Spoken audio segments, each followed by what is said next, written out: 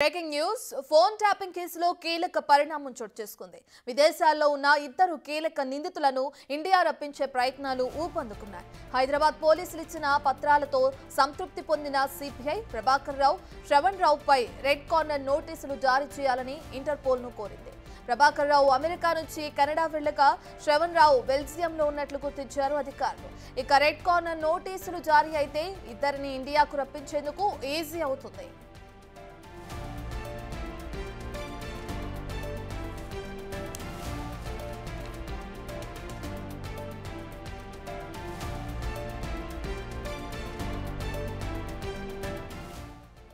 పూర్తి డీటెయిల్స్ అందించడానికి మా ప్రతినిధి సురేష్ అందుబాటులో ఉన్నారు. రైట్ సురేష్, ఇప్పటికే చూసుకుంటే తెలంగాణలో సంచలనంగా మారిన ఫోన్ ట్యాపింగ్ ఇష్యూకి సంబంధించి ఇద్దరు నిందితులని వాళ్ళకి సంబంధించి రెడ్ కార్నర్ నోటీసులు జారీ చేయడం మనం చూస్తున్నాం.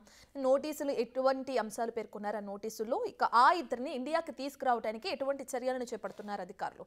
సురేష్, ఫోన్ ట్యాపింగ్ కేసులో కీలక నిందితులైనటువంటి శ్రవణ్ రావు, ప్రభాకర్ రావు తప్పించుకొని విదేశాలకు పారిపోవడం జరిగింది. వారిని ఇండియాకు రప్పించేందుకు పోలీసులు అన్ని ప్రయత్నాలు కూడా చేయడం జరిగింది. ఆ ప్రయత్నాల్లో భాగంగానే రెడ్ కార్నర్ నోటీసులు సెంట్రల్ గవర్నమెంట్ సిబిఐ ద్వారా ఈ నోటీసులు సర్వ్ చేసేది ఉంటుంది. కాబట్టి చాలా సార్లు సిబిఐకి అనేక విషయాలకు సంబంధించిన డాక్యుమెంట్స్ అందించారు. వీరు మోస్ట్ వాంటెడ్ క్రిమినల్ గా ఉన్నారు. ఫోన్ ట్యాపింగ్ లో కీలక నిందితులుగా ఉండడం జరిగింది.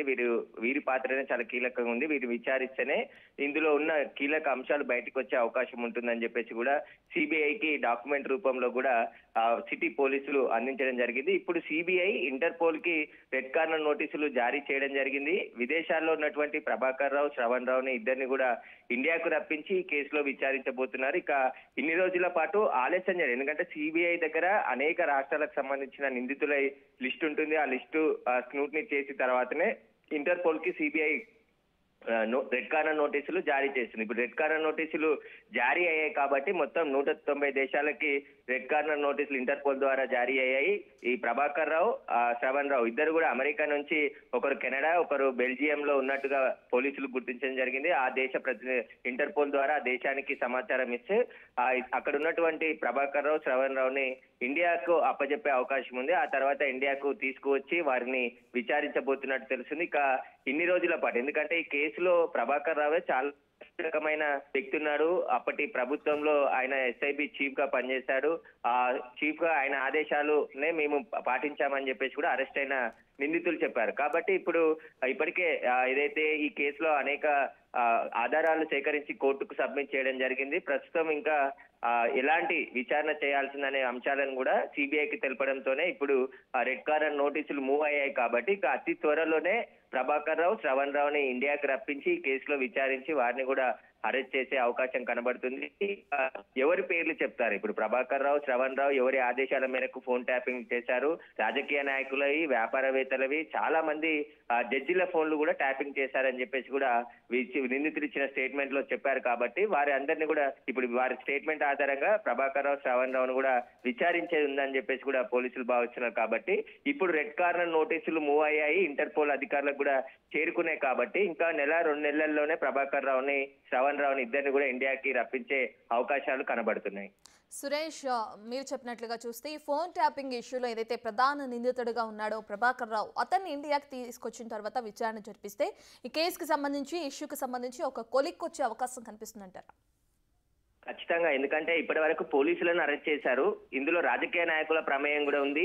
అందులో అప్పటి మాజీ సీఎం కేసీఆర్ ఆదేశాల మేరకే మేము చేశామని చెప్పేసి రాధాకిషన్ రావు కూడా స్టేట్మెంట్ ఇవ్వడం జరిగింది. డిఎస్పీలు, అడిషనల్ ఎస్పీలు కూడా తిరుపతి అన్న వీళ్ళంతా, భుజంగరావు వీరు కూడా స్టేట్మెంట్ ఇచ్చారు. కాబట్టి ఈ కేసులో ఎవరెవరు ప్రభాకర్ రావుకి ఆదేశాలు ఇచ్చారు, ఎంతమంది రాజకీయ నాయకులు, అంటే ఒక్కరికే పరిమితం కాలేదు. ఇది చాలా మంది ఫోన్ ట్యాపింగ్ వినియోగించుకొని అక్రమాలకు పాల్పడ్డారని చెప్పేసి కూడా విచారణలో వెల్లడైంది. కాబట్టి వ్యాపారవేత్తల్ని ఎందుకు బెదిరించారు, టాస్క్ ఫోర్స్ డీసీపీగా పనిచేసిన రాధాకిషన్ రావు ఎవరెవరిని బెదిరించి ఎంతెంత డబ్బులు వసూలు చేశామనే దానిపై కూడా పూర్తి వివరాలు ఆ స్టేట్మెంట్ లో వెల్లడించాడు. కాబట్టి ఇప్పుడు రాజకీయ నాయకుల పాత్ర పైన కూడా ఇంకా విచారించబోతున్నారు. ఆ ప్రభాకర్ రావు నోరు విప్పితేనే మిగతా వారి పేర్లు కూడా బయటకు వచ్చే అవకాశం ఉంది. ఆ రాజకీయ నాయకులకు కూడా నోటీసులు ఇచ్చి విచారించబోతామని చెప్పేసి కూడా పోలీసులు పోలీసులు స్పష్టం చేశారు. ఈ కేసులో ఉన్నటువంటి ఎవరిని కూడా వదిలిపెట్టం, ఎందుకంటే వ్యక్తిగత జీవితాలతో చెలగాటమాడి అనేక మంది ఫోన్లను ట్యాపింగ్ చేసి చట్ట విరుద్ధంగా వీరు వాటిని విని వారిని బ్లాక్మెయిల్ చేసి బెదిరింపులకు పాల్పడ్డారని చెప్పేసి ఆరోపణలు ఉన్నాయి. కాబట్టి రుజువు కూడా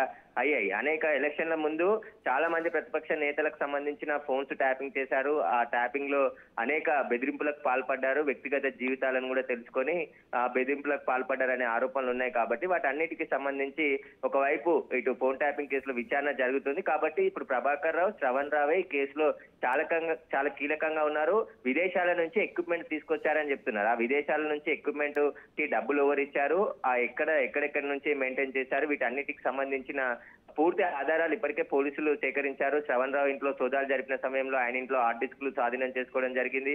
ప్రభాకర్ రావు ఇంట్లో కూడా సోదాలు జరిపారు. అక్కడ కూడా కొన్ని ఆధారాలు సేకరించారు. ఇక నిందితులు ఎవరైతే అరెస్ట్ అయిన పోలీస్ అధికారులు ఉన్నారో వాళ్ళు ఇచ్చినటువంటి సమాచారం కూడా చాలా కీలకంగా ఉంది. కాబట్టి ఇప్పుడు ప్రభాకర్ రావు, శ్రవణ్ రావును విచారిస్తే అనేక విషయాలు ఇంకా వెలుగులోకి వచ్చే అవకాశం ఉంది. ఇప్పటికే ఈ కేసులో అరెస్ట్ అయినటువంటి నిందితులందరూ కూడా ఎవరైతే పోలీస్ అధికారులు అరెస్ట్ అయ్యారో వారికి బెయిల్ కూడా రావడం జరిగింది. వారు ప్రస్తుతం షరతులతో కూడిన బెయిల్ పై బయట ఉండడం జరిగింది. ఇప్పుడు ప్రభాకర్ రావు, శ్రవణ్ రావును విచారిస్తేనే ఈ కేసులో కీలక అంశాలు ఇంకా బయటకు వచ్చే అవకాశం ఉందని చెప్పేసి కూడా పోలీసులు చెప్తున్నారు. Right, thank you Suresh.